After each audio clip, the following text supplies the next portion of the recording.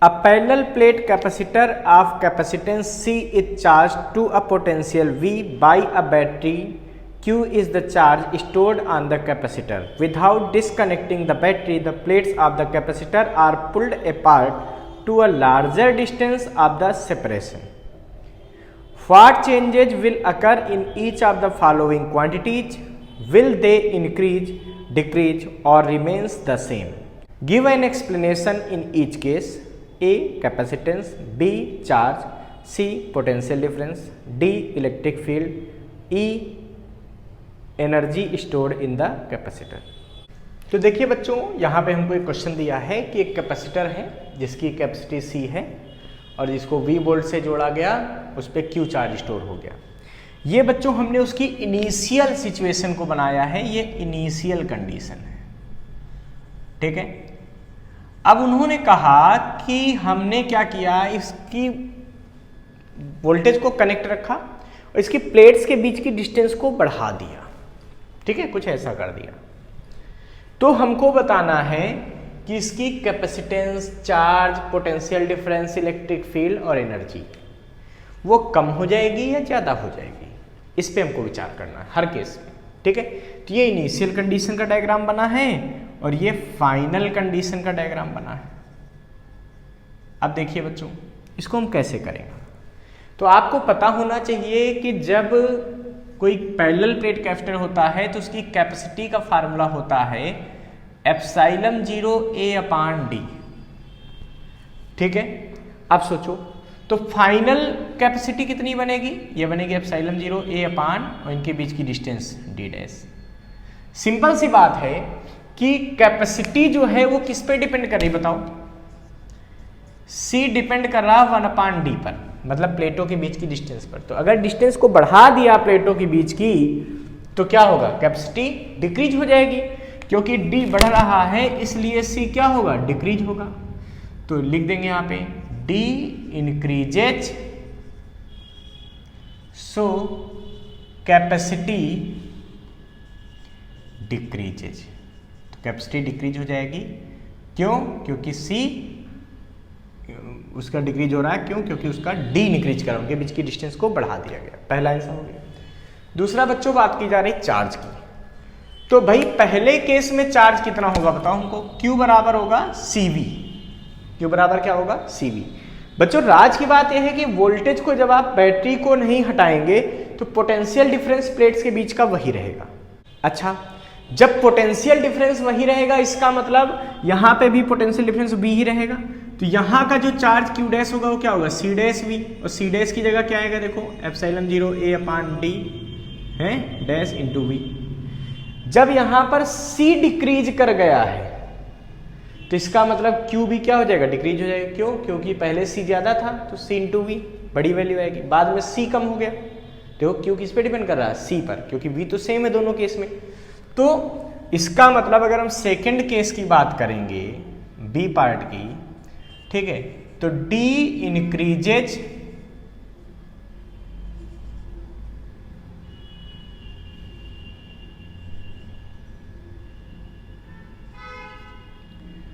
so capacity decreases but V remains constant, so from Q is equal to CV, जब C घट गया इसका मतलब Q भी घट जाएगा, Q डिक्रीजेज। Q की वैल्यू भी क्या हो जाएगी, कम हो जाएगी। क्यों, फिर से देख लो भाई, इनके बीच की डिस्टेंस बढ़ी तो कैपेसिटी कम हो गई, कैपेसिटी कम हो गई तो क्या होगा, Q कम हो जाएगा। क्यों, क्योंकि Q सीधे सीधे डिपेंड कर रहा है किस पर, C पर, वोल्टेज तो सेम है, तो Q की डिपेंडेंसी कहाँ होगी, C पे। तो जब कैपेसिटी डिक्रीज कर गई इसका मतलब Q भी डिक्रीज कर जाएगा। अब देखिए इसका C पार्ट चेक करते हैं, पोटेंशियल डिफरेंस। तो मैंने अभी बताया कि जितना पोटेंशियल डिफरेंस ये सप्लाई करेगा उतना यहाँ सप्लाई करेगा। इसका मतलब V remains constant, V remains constant because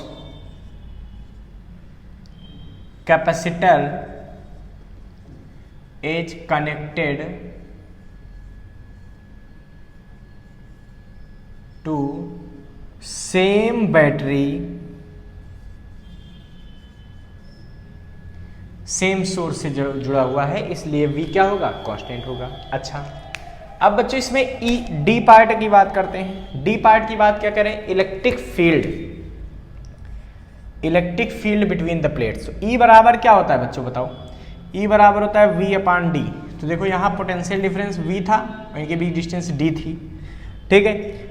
तो फाइनल में अगर यहाँ इलेक्ट्रिक फील्ड निकालोगे ई डैश तो क्या निकलेगा बताओ, पोटेंशियल डिफरेंस तो अभी भी V है और डिस्टेंस क्या हो जाएगी डी डैश। डिस्टेंस बढ़ गई, इसका मतलब इलेक्ट्रिक फील्ड क्या होगी, डिक्रीज करेगी।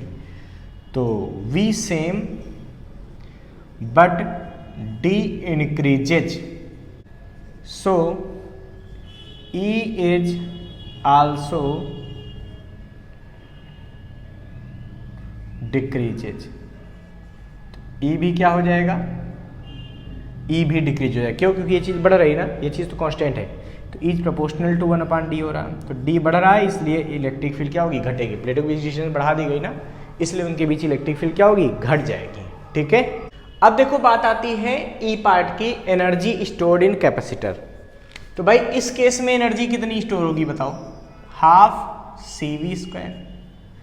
इस केस में कितनी एनर्जी स्टोर होगी बताओ, हाफ CV², लेकिन कैपेसिटी कितनी हो जाएगी, C डैश।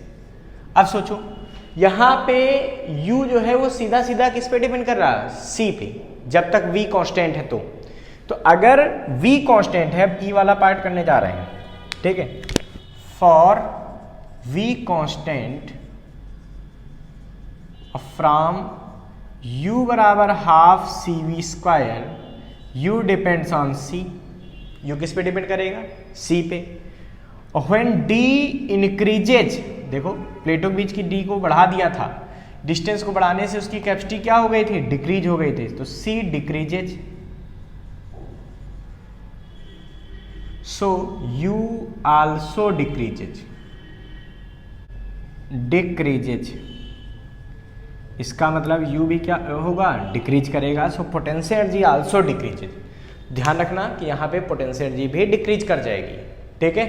तो ये पांचों चीज़ें हो गई, ये हमने डिस्कशन कर लिया कि कैपेसिटी डिक्रीज होगी, चार्ज डिक्रीज होगा, पोटेंशियल सेम रहेगा, इलेक्ट्रिक फील्ड भी डिक्रीज होगी और एनर्जी भी डिक्रीज होगी, ठीक है। इसको फटाफट नोट कर लीजिए।